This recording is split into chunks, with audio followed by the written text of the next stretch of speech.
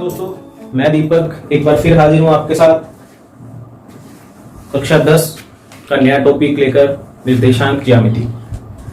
दोस्तों, माध्यमिक शिक्षा बोर्ड अजमेर के द्वारा लॉकडाउन के कारण परीक्षाओं को एक बार स्थगित किया गया था, उनका टाइम टेबल आ चुका है।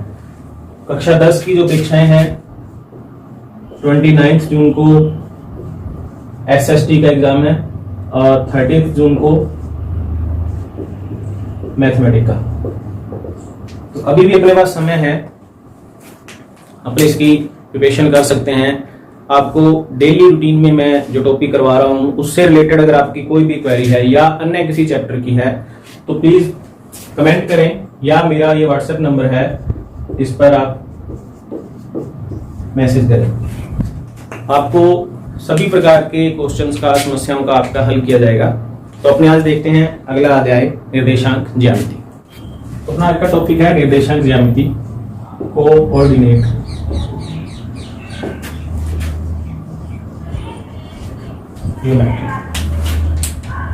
कोऑर्डिनेट ज्योमेट्री क्या है? किसी भी समतल के अंदर अगर कोई बिंदु दिया हुआ है तो उस बिंदु को ज्ञात करने के लिए दो संख्याओं की आवश्यकता होती है। उन दो संख्याओं को क्या कहते हैं? उस बिंदु के निर्देशांक कहते हैं। ज्यामिति के अंदर जिसकी सहायता से, ज्यामिति की वह शाखा जिसकी सहायता से इनकी दूरी या इनकी स्थिति को ज्ञात किया जाता है उसे क्या कहते हैं? निर्देशांक ज्यामिति कहते हैं। इससे रिलेटेड एक और डेफिनेशन है जिसके अंदर कहा गया गणित की वह शाखा जिसमें बीज गणितीय है, ज्यामिति में बीज गणितीय समीकरणों का उपयोग होता है। यानी गणित की वह शाखा जिसमें ज्यामिति में बीजगणितीय समीकरणों यानी XY की इक्वेशनों का यूज होता है उसे क्या कहते हैं? निर्देशांक ज्यामिति कहते हैं। तो सबसे पहले अपने निर्देशांक ज्यामिति का कुछ बेसिक सा है जिसकी सहायता से अपने इस चैप्टर को करना है, उसको देखते हैं। निर्देशांक ज्यामिति अपने ग्राफ बनाते हैं तो अपने कोई भी पॉइंट लेते हैं तो इस तरह से अपने कोऑर्डिनेट बनाते हैं जिसके अंदर x डैश x ये पॉइंट होता है, ये y और ये y डैश। यानी ये x के पॉजिटिव जो मान आएंगे, यानी x के निर्देशांक अगर धनात्मक हैं तो इस तरफ लिखे जाएंगे, ऋणात्मक हैं तो इस तरफ आएंगे।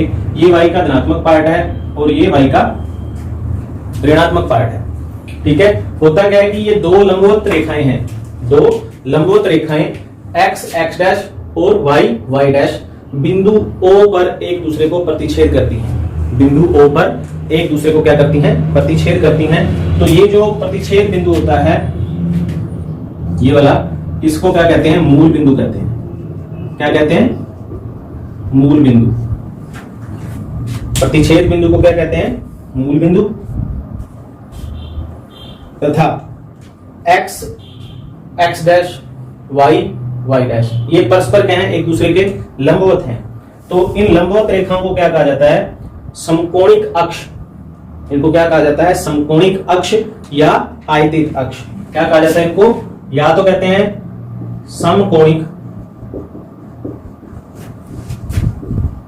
अक्ष या आयतित अक्ष। देखो, समकोणिक का मतलब समकोण से है क्योंकि ये 90 डिग्री के एंगल पर एक दूसरे को इंटरसेक्ट कर रही है, प्रतिच्छेद कर रही है। यहां पर जो कोण बनता है वो क्या बनता है? 90 डिग्री का बनता है, इसलिए इसको क्या कहते हैं? समकोणिक अक्ष या आयतित अक्ष।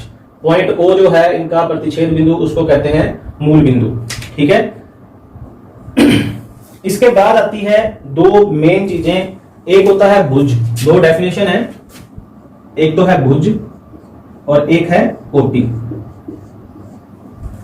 भुज और कोटि में क्या डिफरेंस है? तो देखिए, भुज जो होता है वो होता है x अक्ष का निर्देशांक। इसको क्या लिख सकते हैं? इसी को क्या कहते हैं? x अक्ष का निर्देशांक। x अक्ष का निर्देशांक यानी जो x की वैल्यू आपको दी गई है, पॉइंट दिया गया है उसमें जो x की वैल्यू है उसे क्या कहते हैं? x अक्ष का निर्देशांक। और कोटि को क्या कहते हैं? y अक्ष का निर्देशांक।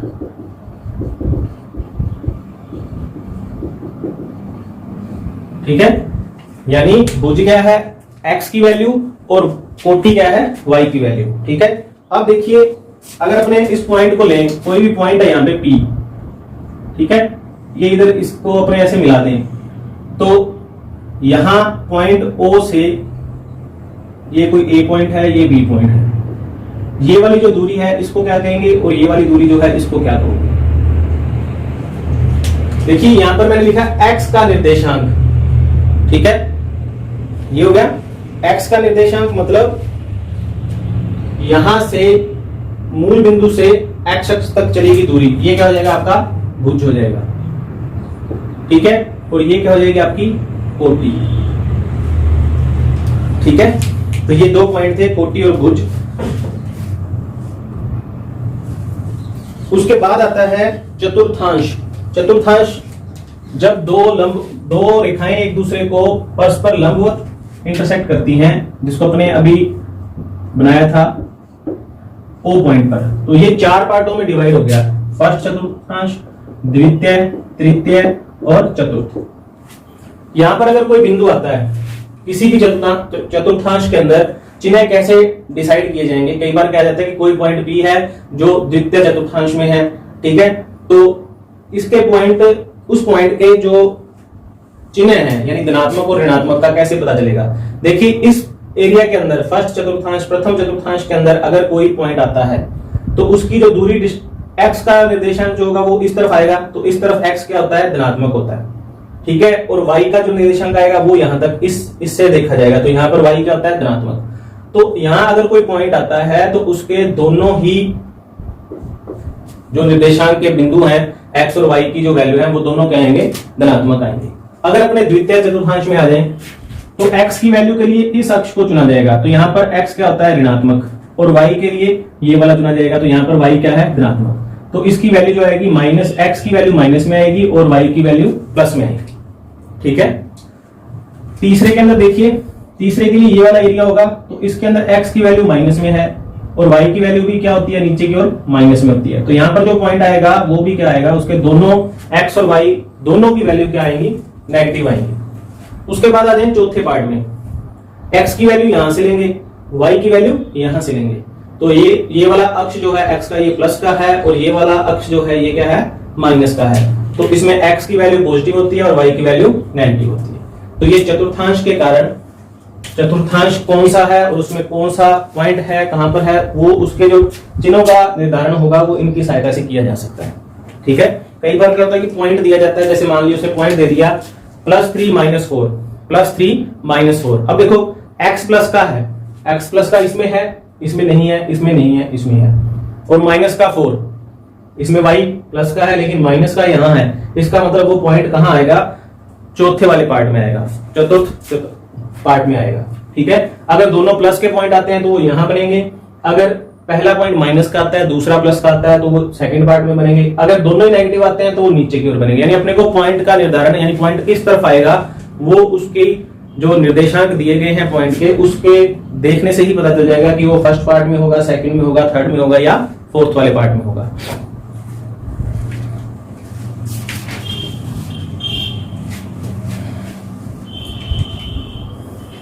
इसमें ये कहता है कि दी गई आकृति में P, Q, R व S के निर्देशांक ज्ञात कीजिए।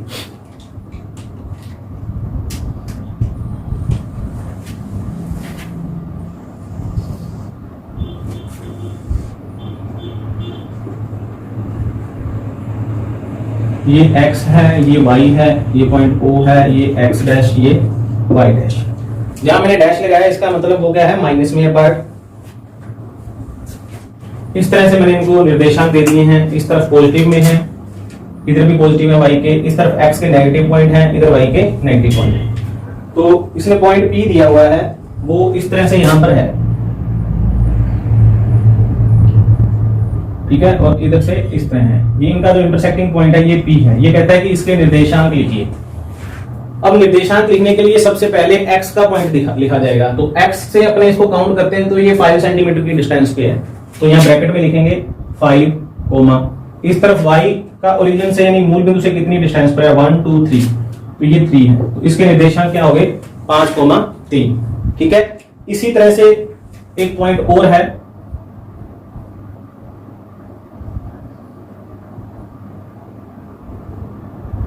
ये पॉइंट है यहाँ पर Q, ठीक है। इसको इसने x अक्ष की तरफ देखो -4 पर है और y की तरफ +6 पे है, तो -4, 6 इसके निर्देशांक आ गए। तो इस तरह से 2 क्वेश्चन हो रहे हैं, उनके आपने निर्देशांक लिखने हैं। अगर ये पूछ ले कि ये जो पॉइंट P है ये कौन से चतुर्थांश में है, तो ये आपका कौन सा चतुर्थांश है? प्रथम। कौन सा है? प्रथम। ये किस में आ गया? द्वितीय में। ठीक है। और अगर कोई पॉइंट दोनों माइनस पॉइंट लेके आता है, यानी माइनस का x और माइनस का y निर्देशांक है, तो वो यहां आएगा। अगर y माइनस का है और x प्लस का है, यानी x माइनस y हो, तो वो यहां आएगा चतुर्थ में। ठीक है। नेक्स्ट क्वेश्चन देखते हैं। ये कहता है कि 1,2 निम्नलिखित निर्देशांक वाले बिंदुओं को आलेखित कीजिए। आलेखित करने का मतलब आपको पॉइंट शो करने हैं। अब उसने पॉइंटों की वैल्यू दे दी आपको। ठीक है। पॉइंटों की वैल्यू देने का मतलब कि वो निर्देशांक दिए हुए हैं। जैसे पहला पॉइंट दिया है 1,2। अब पहला पॉइंट है 1,2। ठीक है, मैं उसमें से कुछ करवा देता हूं आपको। दूसरा पॉइंट है -1,3 और तीसरा पॉइंट है -2, -4 और चौथा पॉइंट है 3, अब देखिए पहली वैल्यू दोनों प्लस के पॉइंट है 1,2, 1 यानी x का 1। ठीक है, ये रहा। इसके यहां से ऐसे लाइन खींचिए और प्लस का 2 यानी y की वैल्यू भी क्या है? प्लस में है, तो प्लस ऊपर की ओर है यहाँ। तो इन दोनों का जो इंटरसेक्टिंग पॉइंट आ रहा है ये वाला, ये क्या आ गया आपका? फर्स्ट पॉइंट आ गया। वो इसके निर्देशांक है 1,2। ठीक है। दूसरे के अंदर है माइनस, ये a पॉइंट ले लेते हैं, ये b ले लेते हैं, ये c और ये d। -1,3। अब देखिए x माइनस में है, तो आपको किस तरफ आना है? इस तरफ आना है, माइनस में। तो ये आपका माइनस का 1। ठीक है। इसकी यहां पर अपने लाइन ड्रॉ करते हैं और y की वैल्यू +3 ये रहा। इसकी लाइन यूं ड्रॉ करो, तो ये पॉइंट आ गया आपका b, -1,3। ठीक है, ये आपका कौन सा पॉइंट है? b पॉइंट है। उसके बाद है -2, -4 तो ये रहा, -4 ये रहा, यानी जो इस पार्ट में बनेगा। ठीक है, तो -2 से यूं लाइन खींची, इधर -4 से खींचेंगे, तो ये जो इंटरसेक्टिंग पॉइंट है ये आपका पॉइंट क्या आ गया? c। इसके निर्देशांक हैं -2, -4, 3, -2, प्लस का 3 ये रहा, माइनस का 2 ये रहा, तो ये आपका पॉइंट क्या आ गया? d, 3, -2। ठीक है, ये था आपका क्वेश्चन नंबर 2 9.1 का। इसमें उसने पॉइंट दिए हुए थे, आपको उनको शो करना था कि वो कहां